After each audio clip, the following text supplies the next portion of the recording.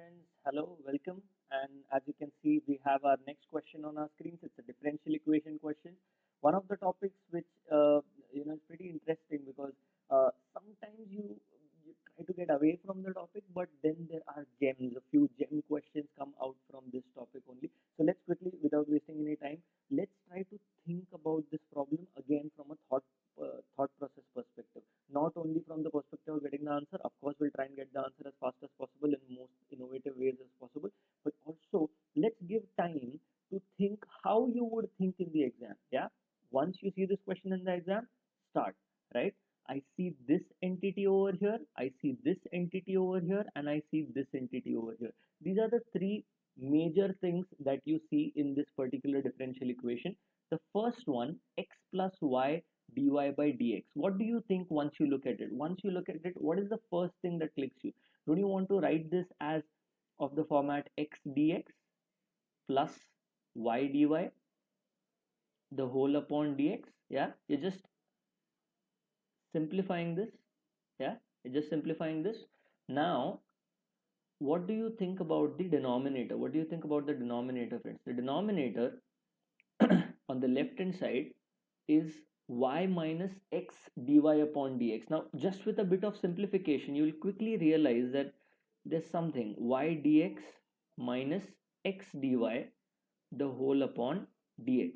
Yeah, now these are the two things on the left hand side. First thing after clearing this left hand side is that clicks is just cancel the dx apart. Yeah, and then you have this on the table. Now once you have this on the table, that is when you need to take one moment and need to think, what do these differentials, what do they actually speak for? Unka matlab kya hai? What is behind them? And you have seen things like these before, and this is the moment where you will feel that this is a problem which is very much connected to exact differentials. Yes, so you know the idea that the differential of x square plus y square is 2 times x dx plus y dy. Can you see that, friends? X dx plus y dy.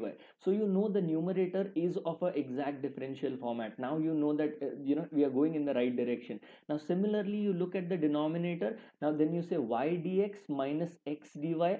Yeah, now this also looks pretty familiar, right? This also looks pretty familiar, but all it needs is something in the denominator, and that's exactly what you got to bank upon. Yeah, but before doing that, let's have a quick look at the right hand side as well, and let's see what that gives you. There is an x square here in the denominator, friends. It almost feels like that we have to try and tie it up with all the other elements that you have on the right hand side. So let's see quickly what do we get by doing that. We are going to have x raised to 4 plus 2x square y square, yeah, plus y raised to 4, correct? And in the denominator you are going to have x square. This is what it boils down to. Pretty simple, I think, pretty intuitive also.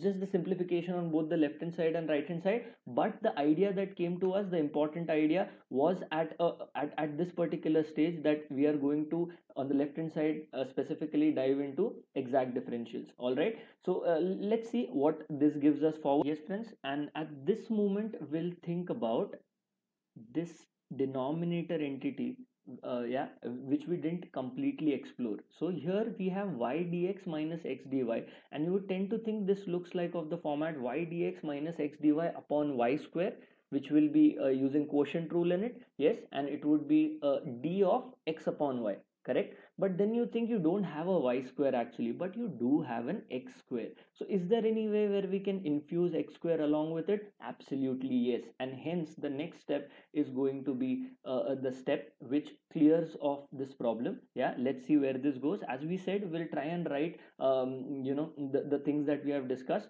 The left hand side numerator will write as such, because we need 2 times x dx plus y dy. Will multiply 2 up and down in the numerator, so we have half over here. Yeah, we have half over here, and we have 2x dx plus y dy, which can be written as d of x square plus y square. Think about this, friends. Yes, the derivative of x square plus y square is 2x dx plus 2y dy, correct? Now let's quickly hop on to the other side. What we are trying to do here is we are taking this entity on the right hand side and trying to merge it with the x square, as we spoke about.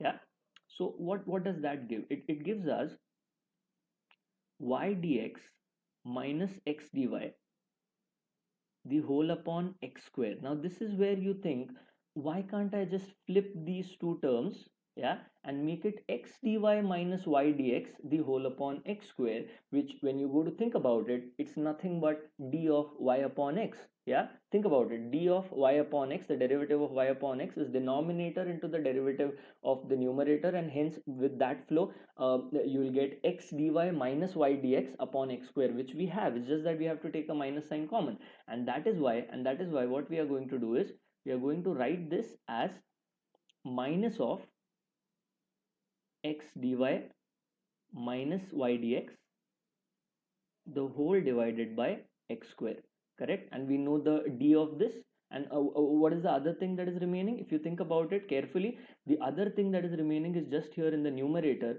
and it's nothing but x square plus y square the whole raised to 2. Yeah, because we have x raised to 4, y raised to 4, which are squares of x square, and then you see that x square and y square, those two terms are very nicely placed in the form of 2ab. Yeah, so x square plus y square the whole square. Now once you see this, it's pretty evident that on the left hand side, yeah, you have the variable as x square plus y square, and that corresponding entity is there on the right hand side, so you would like to fuse both of them, and hence what we would get is half of d of x square plus y square, yeah, the whole upon x square plus y square the whole square, correct? And on the other side,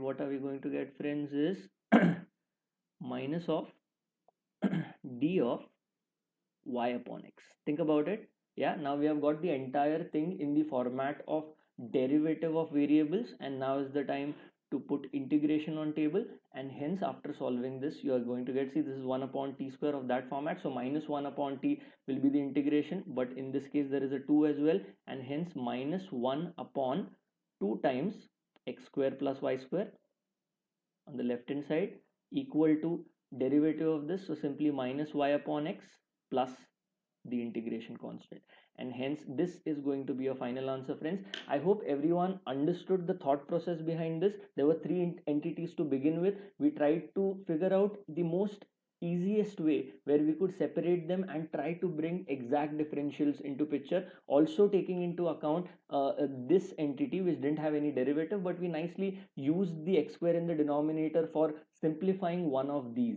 Yeah, so I think it was a very good approach, but most importantly, please try and understand, everyone, let's try and be honest, this was not a very difficult, rather it was not a very easy problem. It needed some kind of thinking. Yeah, it was not a very easy problem, being very honest. Even myself, I probably got this very method in the third or fourth method. Yeah, I totally remember one of our students, Sachin, helping us out in this, and even he got it in the fourth attempt, I think. So there are so many different methods that you would go into, but every time please try and think very objectively for every question that comes into JEE. Please try and figure out what is the data, what is the best way in which you can simplify it and try to reach towards the end goal, which in this case is solving the differential equations, and hence integration has to come into picture at the most convenient step, which I think in this problem is this one. Yes, so hopefully everyone has understood the idea.